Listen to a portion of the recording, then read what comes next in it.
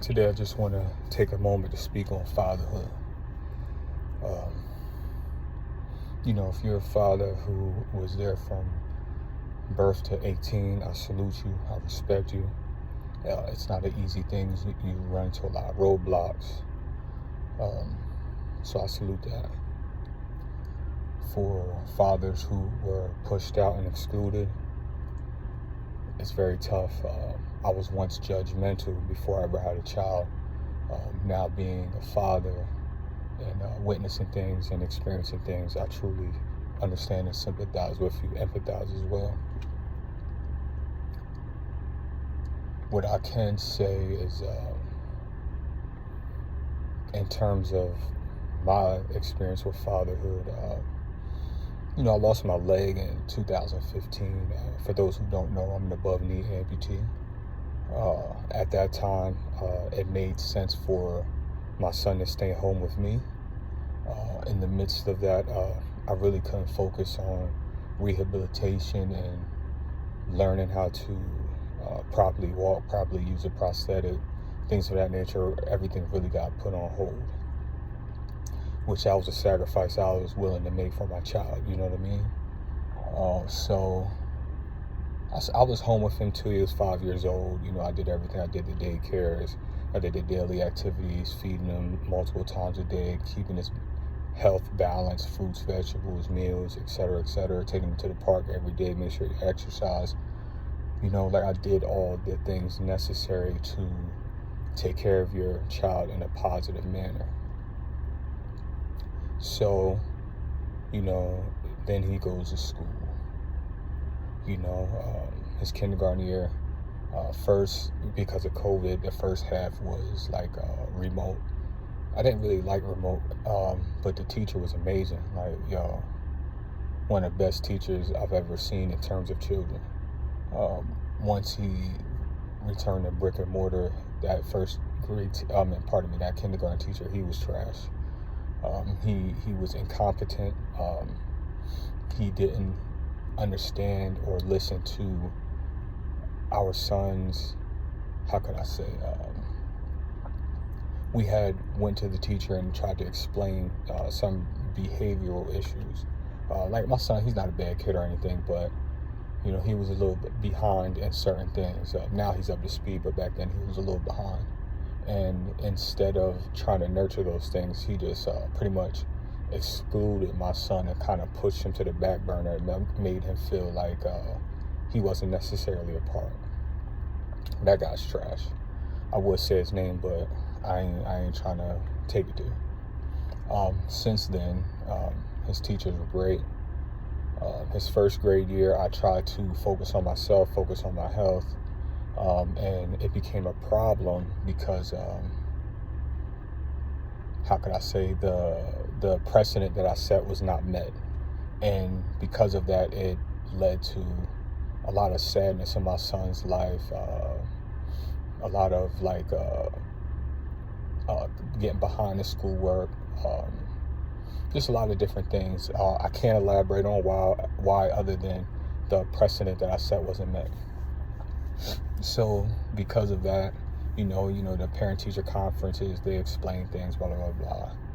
So what ended up happening is I had to, again, put my health on the back burner and focus on, making sure my son's right, get him ready every day, blah, blah, blah. So the next year after that, the teachers, oh my God, he has such a turnaround, he's doing amazing, blah, blah, blah. Which was to be expected because, I handle business, you know what I mean? So whatever, you know what I'm saying? But in the midst of all these sacrifices, I gained an immense amount of weight. I went to maybe from 250 to 400 pounds. This gain of weight was causing me extreme problems. Even to this day, I have a torn meniscus, but because I have one leg, I can't get surgery. That would make me dependent, and that's not something that's feasible. But yeah, eventually I purchased a house. I put everything into trying to do what was right for my son, trying to give him a certain stability that I never had. in the midst of everything, there was a lot of frustration on my end, because the only thing I'm gonna speak on is my end. Um, I felt like a lot of things weren't met like they were told to me they would, and over time I grew frustrated, and because of that, it led to me pulling back. You know, it's not necessarily the right thing to do, but after years of the same thing, you're limited in your options. Fast forward to today, because a lot of things I can't get into. I've been turned into a part-time dad, like I'm a bum, when I actually did everything. And aside from working 12-hour shifts for jobs, 10-hour shifts for jobs, for years, just put the $20K down for the crib, to fully furnish the crib, all these different things. I really just wanted to be an example for my son and show him what the right things are to do. And in the midst of that, some things, I didn't stay on top of, and there's some things that he learned that are not appropriate for a man to accept, and that's something I have to live with and try to teach him otherwise.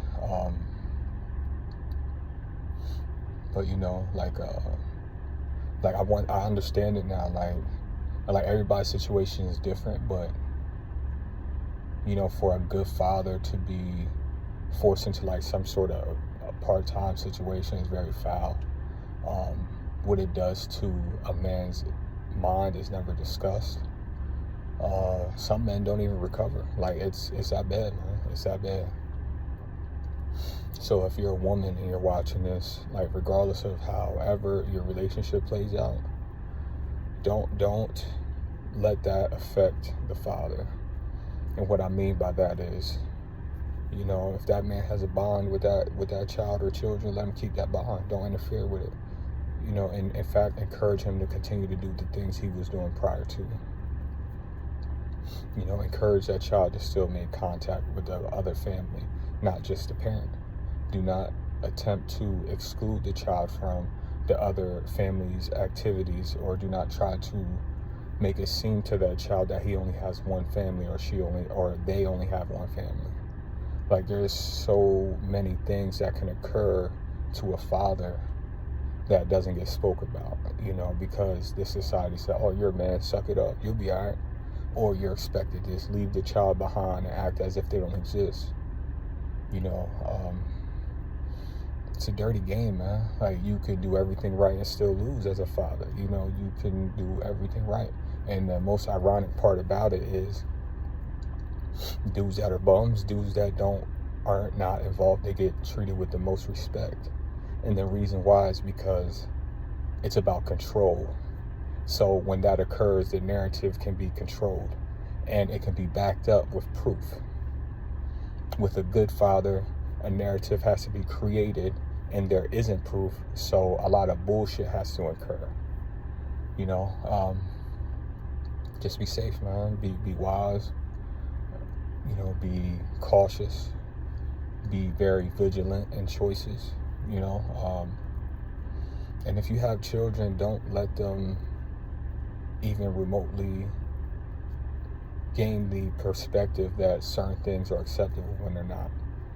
Because, at the end of the day, like if you have a girl, they look up to the father for what's acceptable. If you have a boy, they look up to the mother as what is acceptable once they grow.